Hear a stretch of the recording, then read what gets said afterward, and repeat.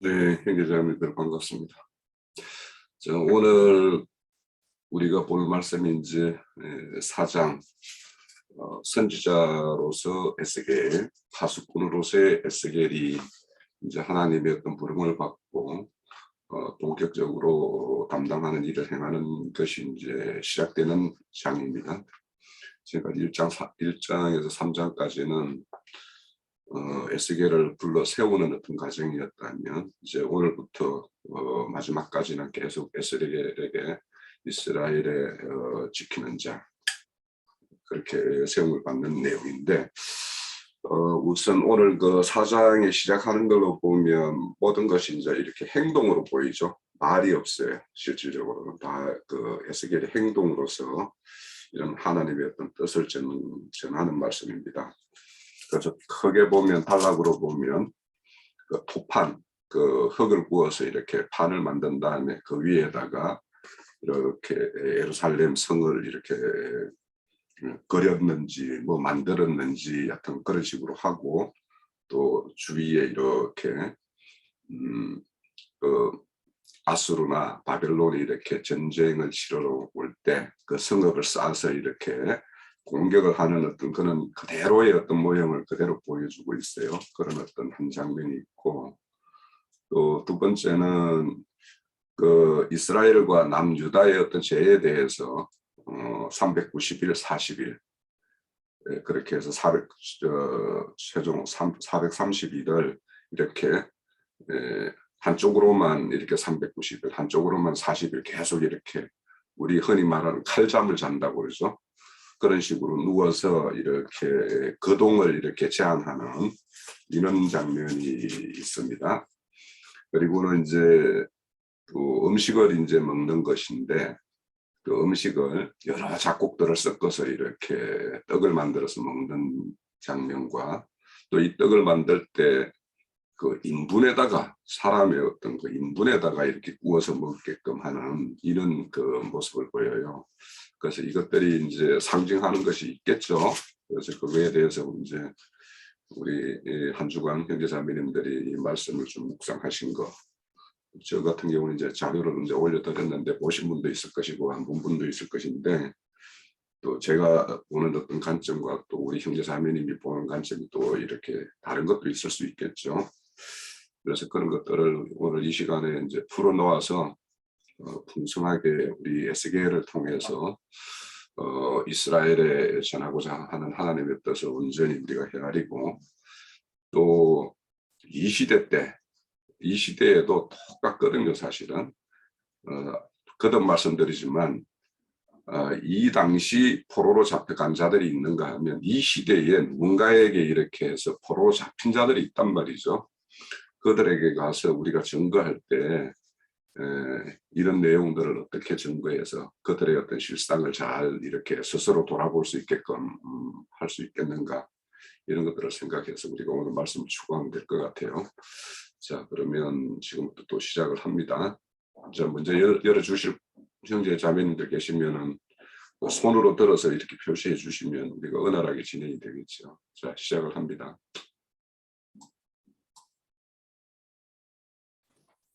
네, 우리 지체들 잘 지내시죠? 네,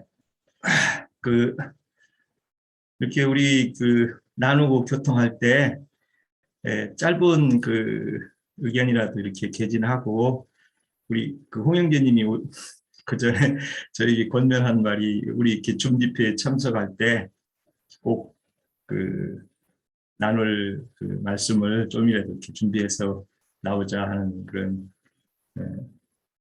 권면도 제가 받았던 걸로 기억되는데 우리 금기론 붙는 집에 우리 지체들은 이런 말씀을 읽으면 이렇게 다 연상돼서 이렇게 생각나는 게 조금씩은 다 있을 줄로 아는데 너무 이제 우리 형제들이 너무 길게 해서 시간이 또 나중에 할 만할 때는 또 이렇게 너무 종결되는가 하는 그런 생각도 들고 하여튼 다 같이 참석해서 잠깐이라도 이렇게 하는 그런 게 있었으면 하는 생각입니다. 예. 저는 이제 에스겔 4장을 읽으면서 그 어떤 타락한 백성 또 그 하나님이 그 백성을 올바로 이렇게 지도하고자 해서 또 여러 가지 그런 자기 민족 또 자기 사람을 이렇게 세우기 위해서는 참 여러 가지 그 환경과 여건을 이렇게 조성하시는 걸 우리가 이해할 수 있을 것 같습니다. 그래서 그 창세기 뭐 늘 얘기하지만 아담의 그 타락이 한 나라에 또 이렇게 실현이 되고 또 개인에게도 물론 이렇게 실현이 되지만 이스라엘이라는 자기 백성에게 향해서 이렇게 하나님이 이런 계획과 운영을 이어가는 것을 보면서 참 그 첫사람의 그 고정된 그런 그 사고가 얼마나 그 다스리기가 또 변화시키기가 어렵다는 것을 이런 그 말씀들을 에스겔의 말씀들을 통해서 많이 이해가 되는 것 같습니다.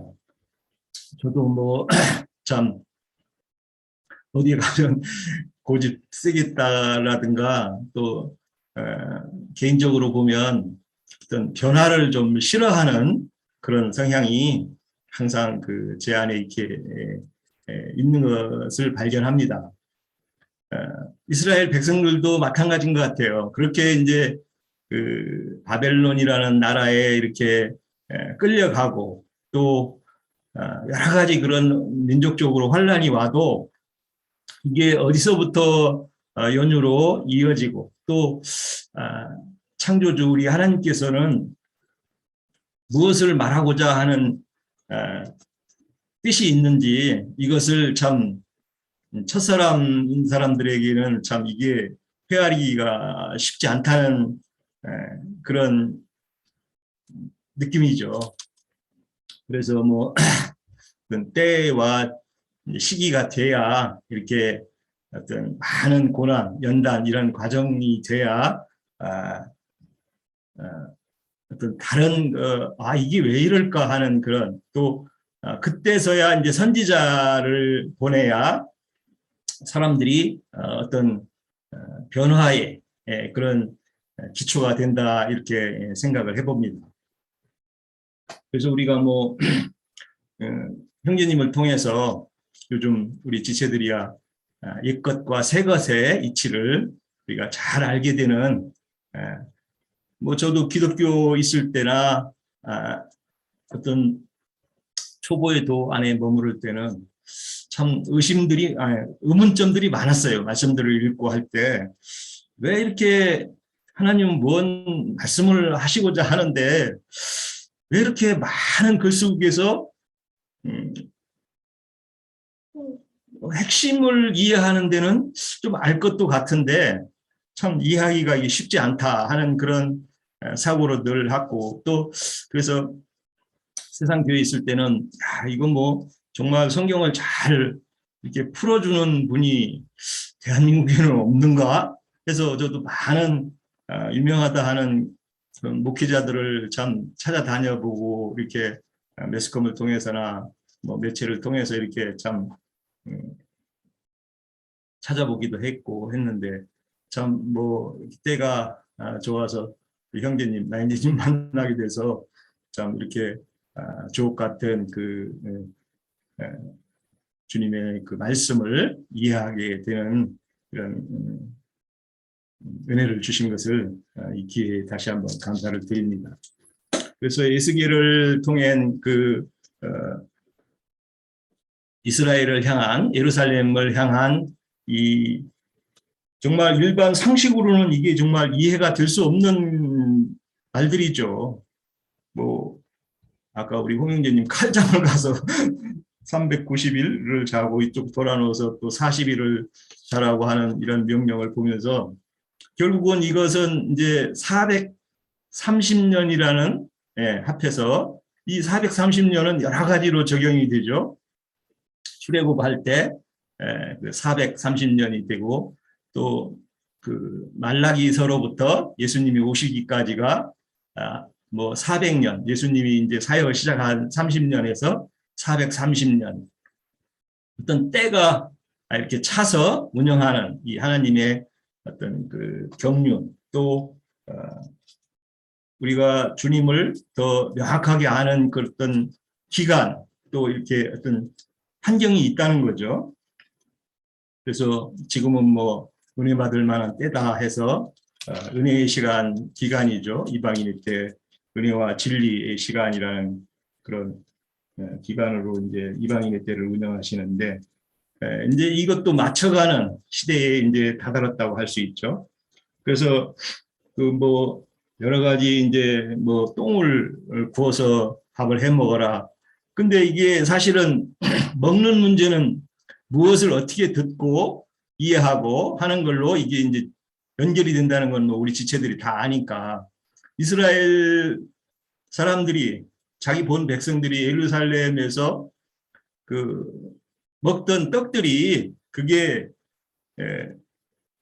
뱀이 주던 밥이었다는 거죠. 그 밥을 너무 좋아하니까 이제 흉년이 들게 할 수밖에 없는 거죠. 그래야 정말 그 물질적인 그 배고픔을 통해서 어떤 다른 차원의 의식을 하게 되는 그런 상황으로 이렇게 연결이 되는 건데, 뭐 땅에 딱 붙은 이 첫사람 아담리에 있는 사람들은 어제 우리 친구하고 그 전도를 하면서 하는 게, 야, 너는 세상에서 잘 먹고 잘 사는 게, 잘 살다, 잘 먹고 잘 살다 죽는 게 네 인생 가치관이잖아. 그러니까 그렇대요. 그 더 이상 뭐 있냐요. 그렇죠. 뭐 세상에서 잘 먹고 잘 살다 죽는 게 뭐 최고의 그 어떤 가치관으로 잡혀 있는 그 사고가, 사실 자기 백성이라는, 하나님의 백성이라는 사람들도 예루살렘에서 뭐 풍성하고 풍족한 생활을 추구하는 그것이 결국은 사탄의 그 밥만 요구하는 그런 첫사람의 아담 정신이라는 사고를 벗어나지를 못하는 거죠. 그래서 결국은 뭐 이제 그 인분을 구워 먹고 인분으로 해서 밥을 해 먹고 하는 이런 사고들이, 이제 바울 사도는 빌립보서 3장 8절에 나는 이제 그걸 다 배설물로 이렇게 여기고, 그 전에 그 이제 유대교에 있을 때의 그 어떤 사상, 그런 것들을 이제 이렇게 연결해서 우리가 이해할 수 있다고 봅니다. 참 정말 그 주님은 보다 더 신령한 하늘의 것들로 주기를 원하는데, 이런 것들을 이해하지 못하는 이 땅에 속한 사람들, 그 첫사람 아담 정신, 타락된 마귀 사단의 영역 안에서 있는 사람들이 정말 이런 말씀들을, 진리들을 우리가 이해하고 바르게 정말 신앙하는 그 자세들을 우리가 이해할 수 있다고 봅니다. 네, 또 마치겠습니다.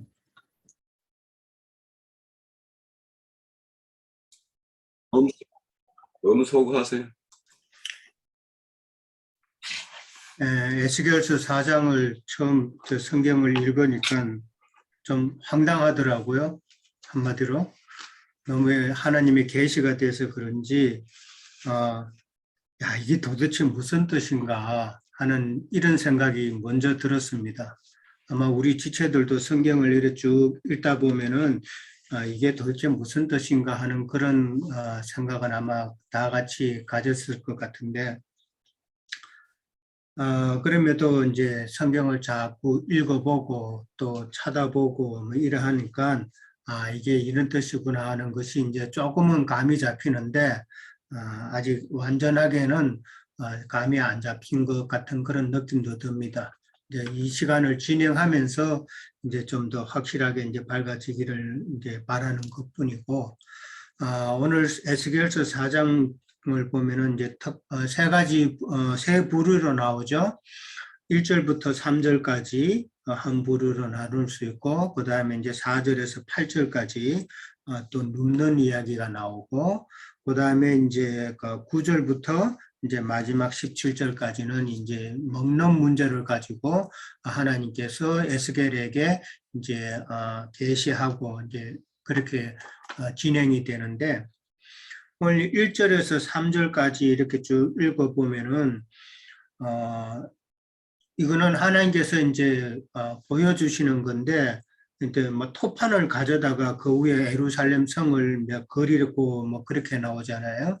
그러니까 어떤 토판이라는 게 이제 뭐 자료를 찾아보니까 흑백돌 이야기도 나오고 뭐 또 얇은 도면처럼 그렇게 생각하면 될 것 같은데, 거기에 이제 예루살렘 성을 그리고 이제 그 다음에 성읍을 에워싸고 사다리를 세우고 하는 이런 내용들이 가만히 보면은 예루살렘 성이 포위되고 함락될 것을 암시하는 그런 내용이다라는 것을 이제 알 수가 있죠.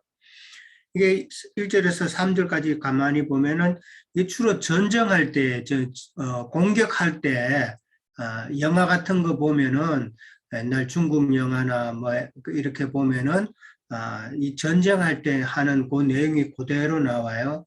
어떤 한 성읍을 치려 공격하려면은 그 성읍을 넘어갈 수 있는 사다리도 있어야 되는 것이고, 성읍이 높으니까 이제 그 성읍하고 같은 높이의 흙을 또 언덕을 세우죠.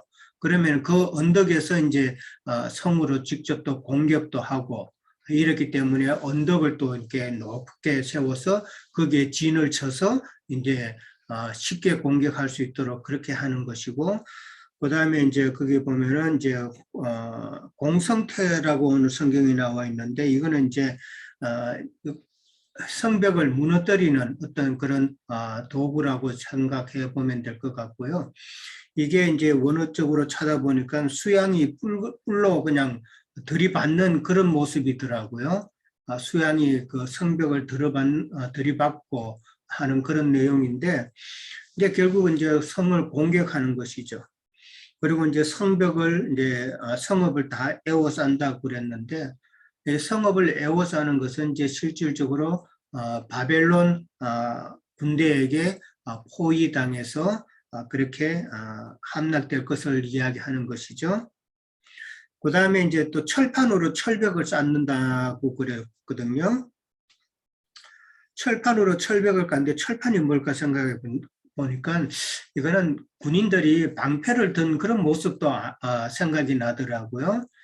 그래서 방패 든 군사들이 그 예루살렘 성벽을 완전히 포위하는 그런 모습이 이제 생각이 났는데 그런 게 아닌가 싶은 생각도 듭니다. 그리고 이제 에워싸고 이것이 이스라엘 족속에게는 징조가 된다고 그랬어요. 그 징조라는 것은 결국은 이스라엘 그 예루살렘 성이 포위되고 함락되는 그런 징조다라는 것이죠. 그러니까 이게 상황적으로 이렇게 딱 보면은 이거는 어디까지나 예루살렘 성은 진짜 풍전등화죠. 곧 무너질 수밖에 없는 그런 상황인데, 이것이 또 한면으로는 이스라엘 백성들이 그 범죄함으로 인해서 하나님에게 완전히 미움을 사서 하나님께서 등을 돌린 그런 모습이다라고 그렇게 생각해 볼 수가 있죠. 여기 뭐 철판으로 철벽을 쌓았다고 그랬는데 철벽 쌓으면 완전히 그냥 막혀버리잖아요. 그러니까 하나님과의 우리 사이에 철벽 쌓은 것처럼 이스라엘 백성과 하나님과의 그 사이가 이런 것처럼 완전히 지금 단절됐다는 그런 의미로도 생각해 볼 수 있을 것 같고요. 그 다음에 이제 4절에서부터 8절까지를 보면 이제 갑자기 또 눕는 이야기가 나옵니다. 에스겔한테 이제 왼쪽으로 누워서 지내는데 그 날수가 390일을 그렇게 하라고 그러고, 그 다음에 또 40일을 또 오른쪽으로 누워라고 그러죠. 그것 이제 그렇게 해서 시간이 지나는데, 근데 이제 오늘 보면은 또 1일은 또 1년이라고 이제 그런 표현도 있어요. 그러니까 이거는 390년이라는 의미인데, 390년은 이제 뭐를 상징하냐면은 북이스라엘의 그 제약을 담당하는 그런 기간으로 그렇게 우리는 알고 있고요. 그 다음에 40일은 남유다의 제약을 담당하는, 그러니까 에스겔이 담당하는 것이죠. 이제 한쪽으로 누우면서 그 많은 시간을 보내면서 그 고통을 에스겔이 지금 당하는 거예요. 그 에스겔이 당하는 그 고통이 결국은 나중에 이스라엘 백성들이 당할 그 고통을 미리 이야기하고 있는 것이기 때문에 40일과 이제 390일이 나옵니다. 그러니까 선지자가 눈으로 직접 이제 체험을 한다는 것은 하나님의 그 심판의 고통을 에스겔 선지자가 미리 체험케 하는 것이죠. 이렇게 체험케 하는 것은 그만큼 하나님의 심판이 위중하고 곧 임하고 참 우리가 피할 수 있으면 피해야 되는 그런 심판이기 때문에 에스겔이 체험을 통해서 빨리 자기 백성들한테 지금 그 다음에도 나오지만은 팔을 걷고 그렇게 예언을 하라고 그랬는데 그만큼 상황이 지금 심각한 상황임을 에스겔이 충분히 깨달아서 빨리 이제 예언을 하라는 그런 의미로 그렇게 에스겔에게 이제 체험을 하게 하시는 것이죠. 이제 여기 좀 눕는다는 표현이 나왔는데 이 눕는다는 표현은 이스라엘 백성들이 하나님 앞에서 행음의 그 범죄함을 이제 상징적으로 표현하는 그런 단어다라고 이제 볼 수 있는 것이죠. 성경에서 보면 참 그 행음하고 간음하고 하는 이런 문제가 참 많이 나오잖아요. 이스라엘 백성들의 그 행음, 하나님을 놔두고도 자꾸 다른 신을 섬기고 다른 그 사상을 가지고 들어오고 이래서 참 하나님을 힘들게 했는데 이것이 결국은 하나님의 그 심판을 유도하는 그런 범죄가 된 것이죠. 신약에도 참 간음하지 말라고 예수님께서도 많이 말씀을 하셨고 그랬는데 이 눕는다는 것이 결국은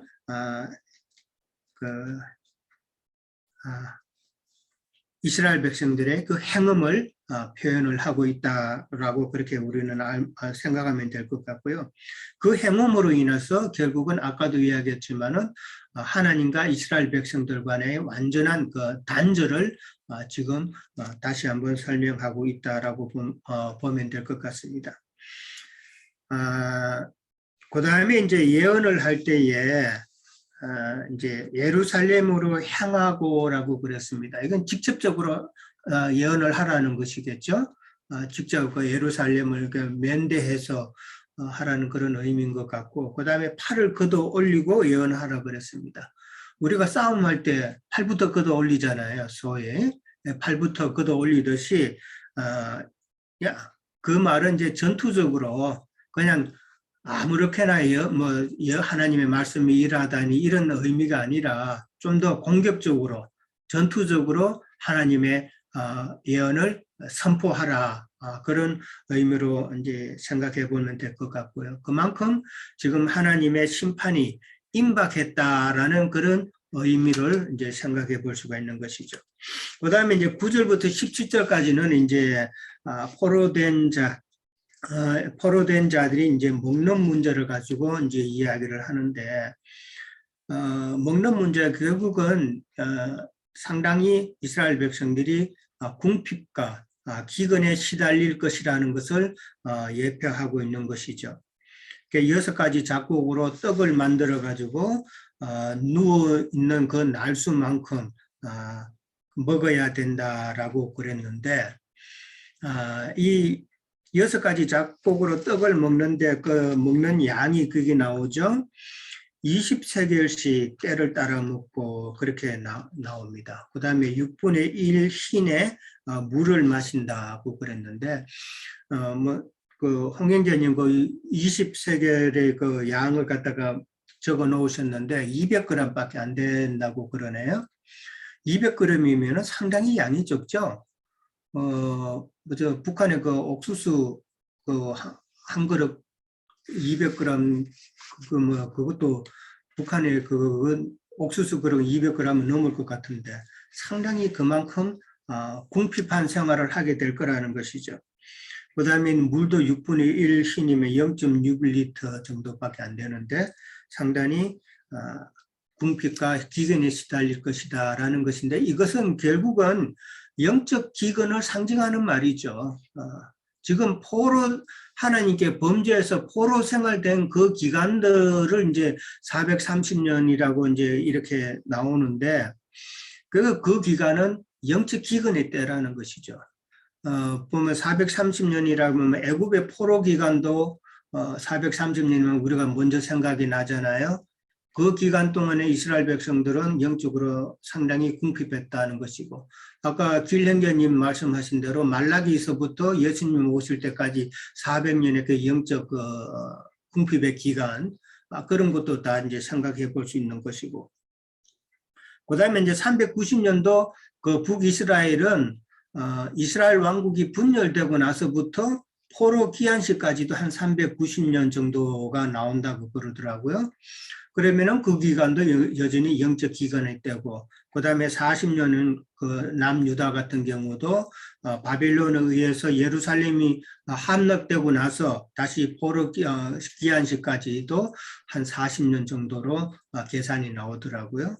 그런 것도 다 영적 기근의 때를 지금 설명하고 있다라고 이제 그렇게 볼 수가 있는 것이죠. 그 다음에 이제 특별한 그 단어가 하나 나와요. 그 인분이 나오죠. 저도 성경에 인분이라는 말이 있는지 이번에 알았습니다. 참 무지한 거, 참 빨리 성경을 많이 배워야 되겠다는 생각밖에 안 듭니다.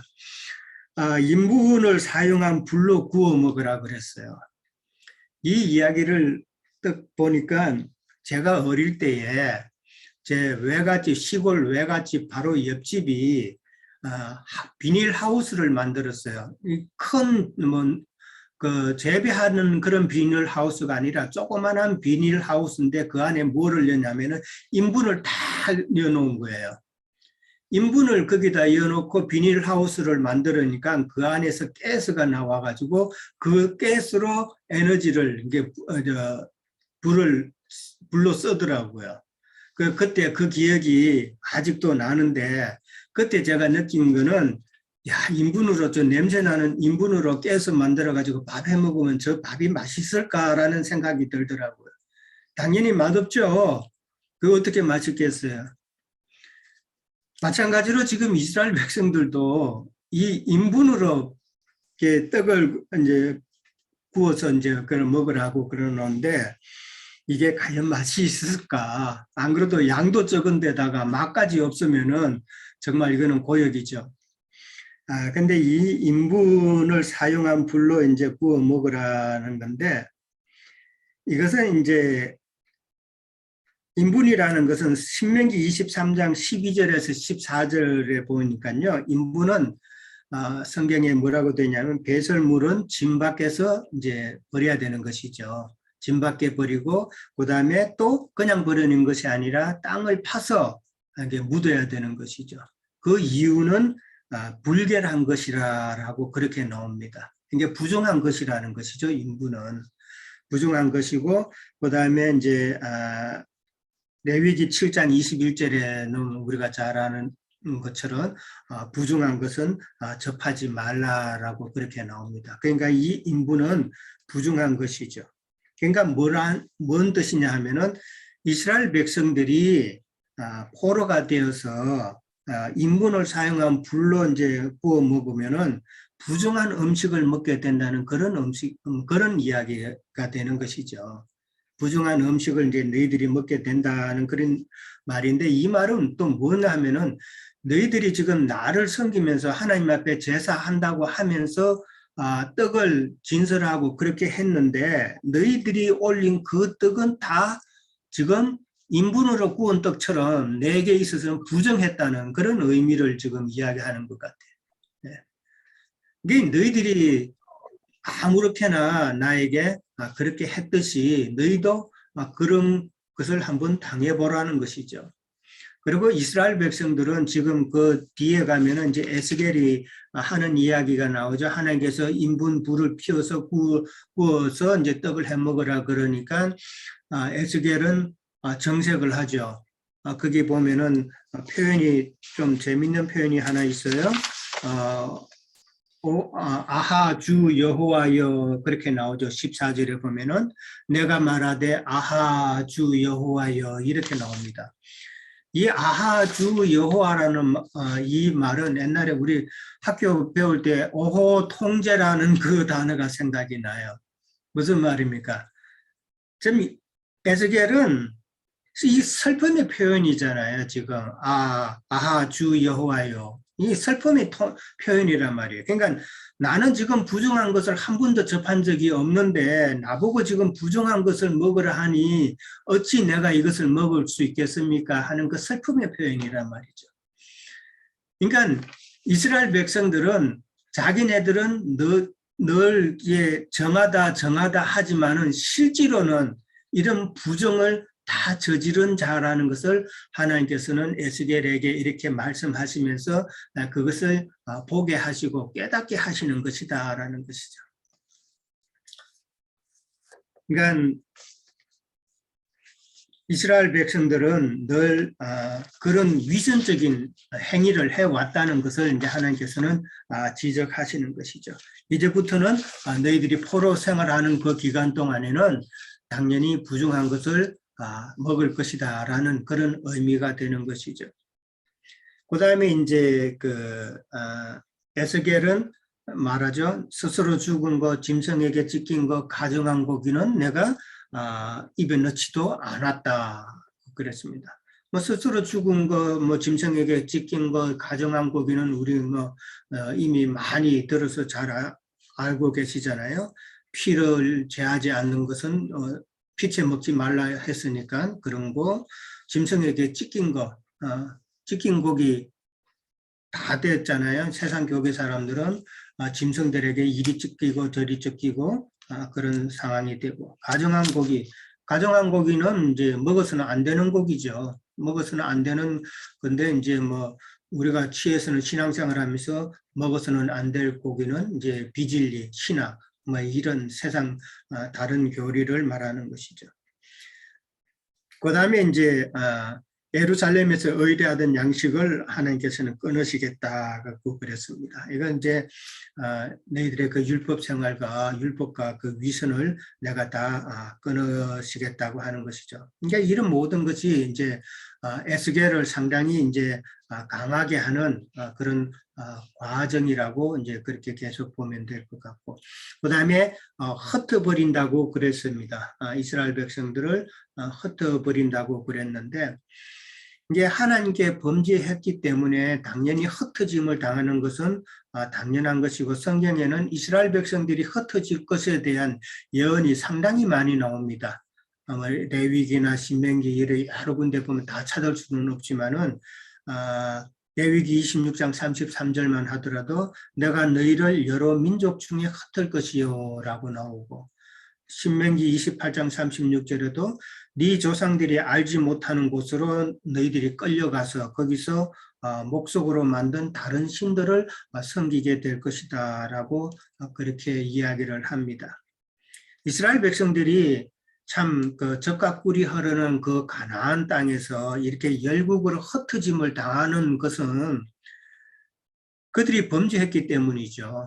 범죄했기 때문인데, 이 말은 그리스도 안에서 참 누리는 그 생명의 말씀이 있는데 그것을 갖다가 누리지 못하고 간음함으로 행음함으로 참 영적으로 가난하게 되고 굶주리는 그런 처지가 되는 것을 지금 이야기하고 있는 것이죠.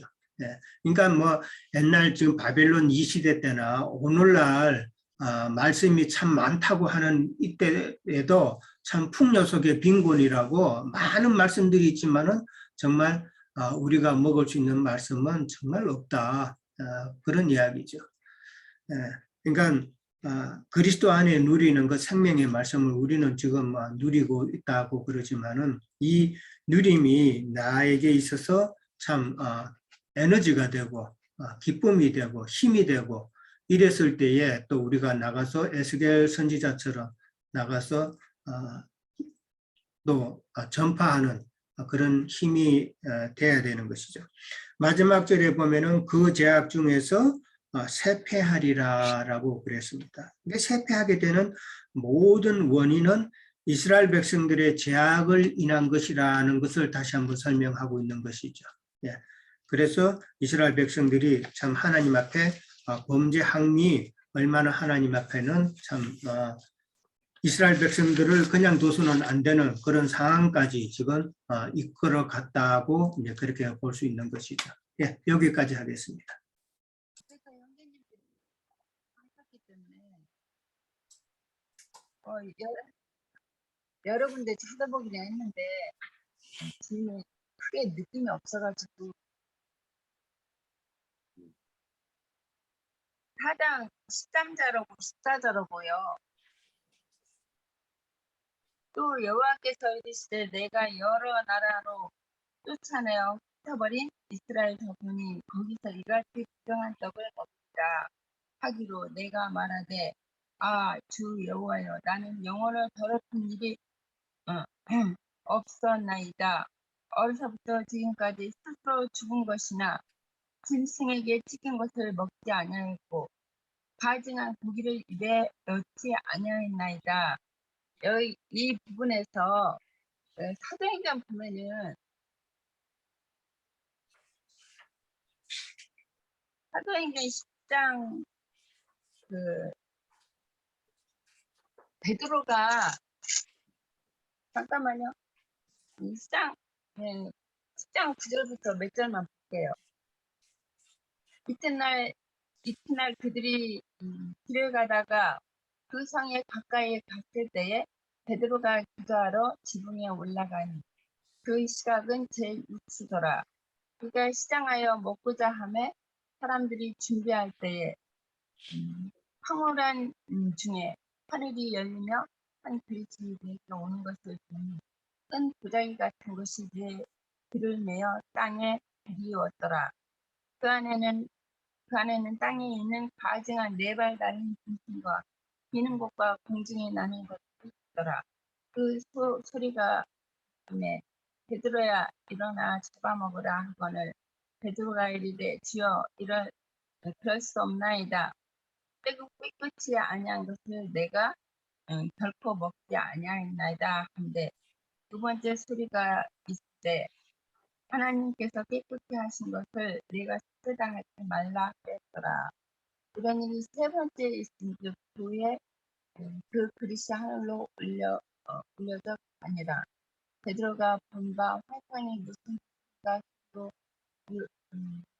위하여 하더니 마침 베를로가 보낸 사람들이 시몬의 집을 직접 문 밖에서 해서 불러 이르되 베드로가 하는 시몬이 여기 있으냐 하거늘 베드로가 그 환상에 대하여 생각할 때에 성령께서 그에게 말씀하시되 그 사람이 너를 찾았으니 너나 내려가 의심하지 말고 해봐라. 내가 그들을 보내느라 하시니 여기까지. 여기에 조금 느낌이 있어서 우리가 그 에스겔 선지자에게 에스겔 선지자는 제사장이었기 때문에 이런 율법적으로는 부정하고 깨끗이 않는 모든 것을 입에 넣지 않고 먹지 않았다고 했잖아요. 이게 여기 신학에서 이제 베드로에게 깨끗이 않고 더럽고 네발 달린 짐승들은 고넬료 유대인 이방인들을 말하잖아요. 그래서 이게 베드로에게 이제 복음을 전해서 이게 고넬료가 이제 늘 하나님 앞에 기도를 해줬죠. 그 기도를 하나님께서 들어주고 베드로를 고넬료한테 보냈는데 이제 복음을 전하기 위해서 이방인들한테 이제 베드로가 복음을 여는 첫 문을 연 것이죠. 이게 지금도 이제 베드로처럼 준비가 된 사람은 성령으로 지금 말이 생각이 안 나요. 준비가 되면 언제든지 주님은 언제든지 준비가 되면 주님은 보내신다. 복음을 전해서 보내실 거라는 것을 말씀드렸습니다. 여기까지 할게요.